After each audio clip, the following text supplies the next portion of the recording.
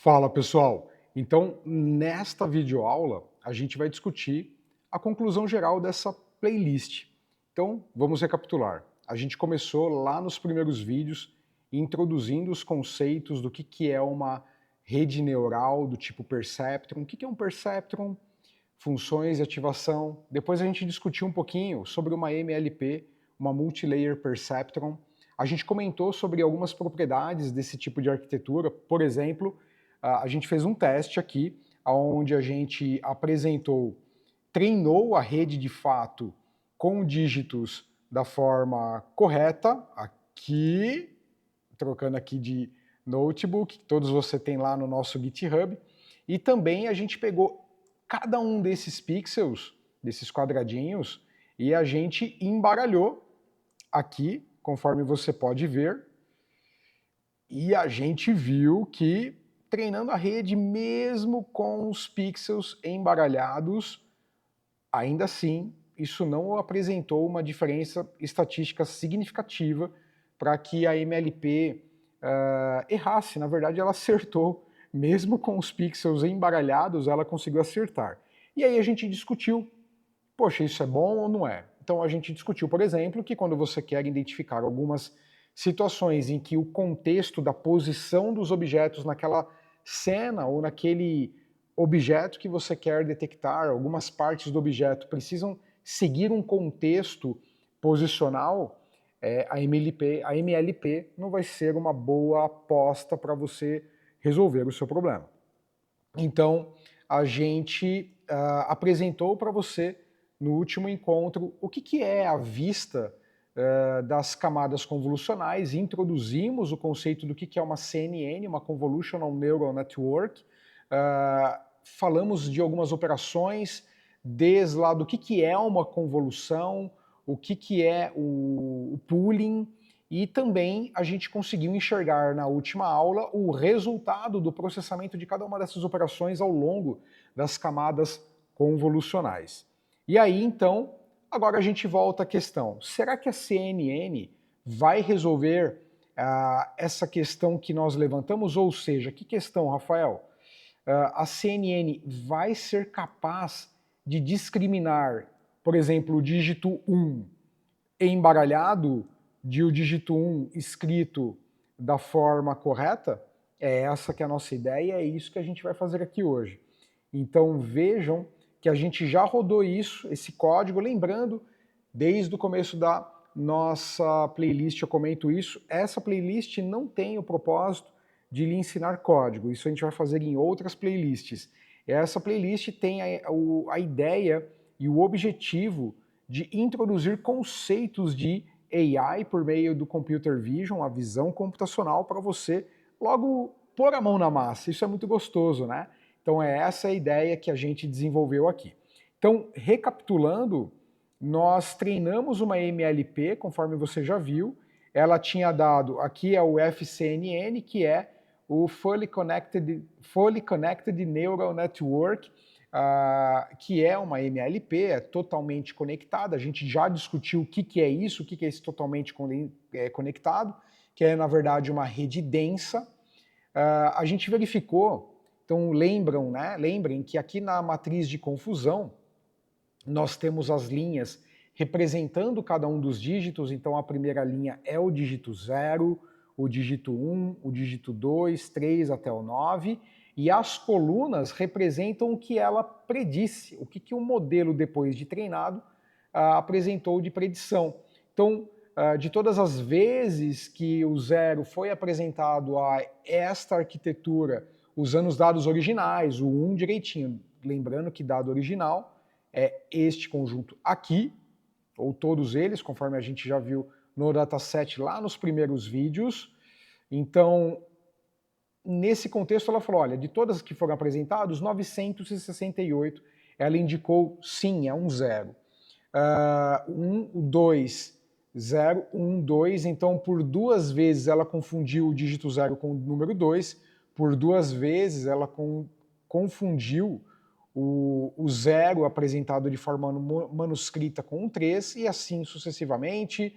Aqui, de todas as vezes que o dígito 1 foi apresentado para a um modelo treinado, ela acertou 1126, sendo que teve uma confusão com o número 2 3 vezes, e assim sucessivamente. Treinamos usando o shuffle, embaralhando tudo, e a gente viu que a matriz não foi tão diferente assim, e nós tivemos uma precisão, uma acurácia final de 0,969. E agora, na última aula eu já contextualizei essa arquitetura, mostrei para vocês a relação lá na nossa arquitetura de CNN com cada um desses dígitos, já introduzindo o conceito de padding same. Se pulou, volta lá e dá uma olhada no último vídeo. E também o que é cada um dos kernels. Bom, agora é executar, eu já deixei previamente executado. Aqui, na verdade eu não executei, então vou executar e chegar aqui para você já ver. Então eu já treinei aqui para vocês, pessoal, então vamos recapitular a diferença do MLP para as camadas, as arquiteturas de convolucionais, né, de redes neurais convolucionais. Então, lembrando mais uma vez que quando a gente gerou com os dados de FCNN, né, nós tivemos 0,6978 com os dados originais 09678 e com os pixels embaralhados 09695. Ou seja, houve diferença? Houve, né? Mas com lá na casa do centésimo praticamente, do milésimo praticamente, né?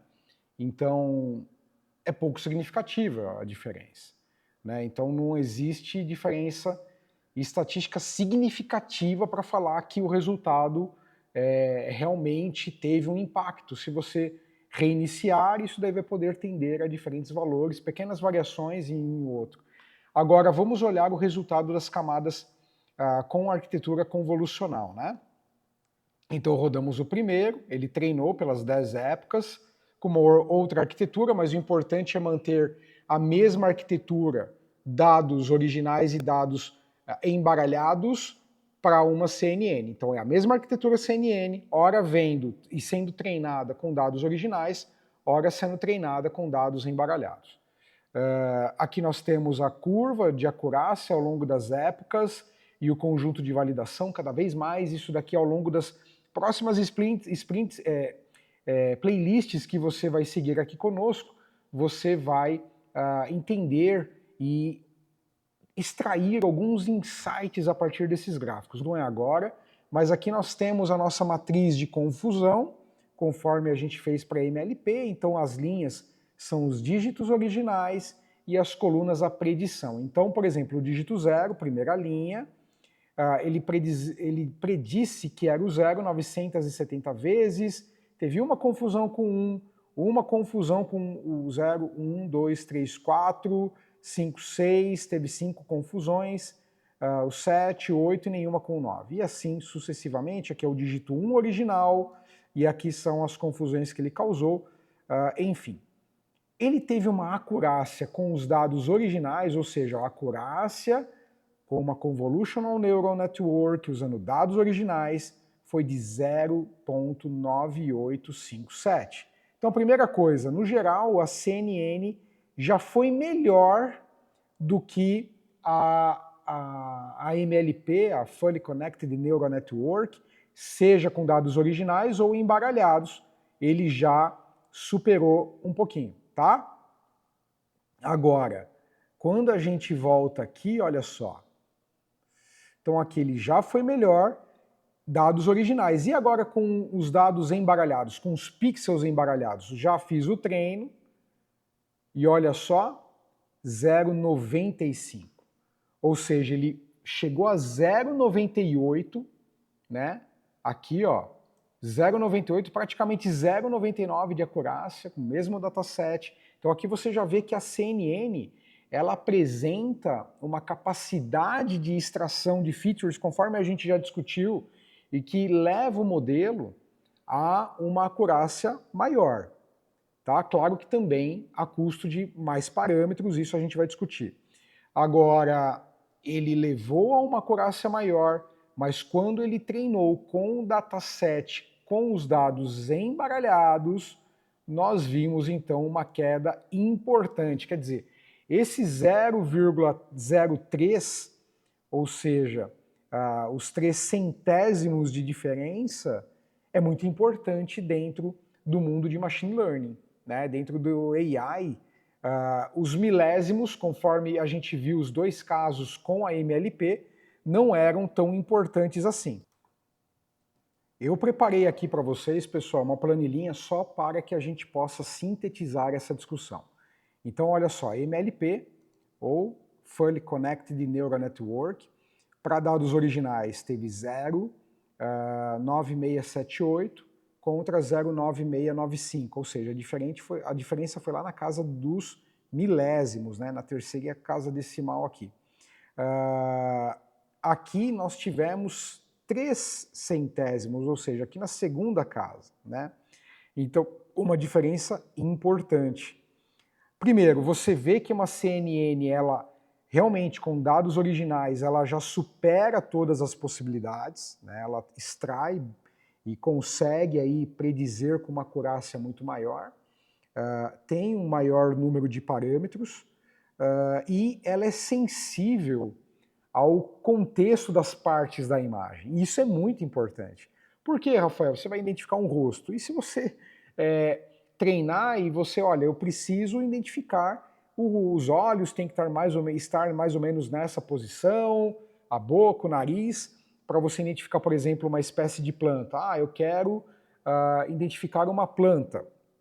Então, uma orquídea de tal gênero ou de tal subespécie, ela tem as pétalas de tal forma. Você depende disso, porque as orquídeas, entre elas, elas são semelhantes.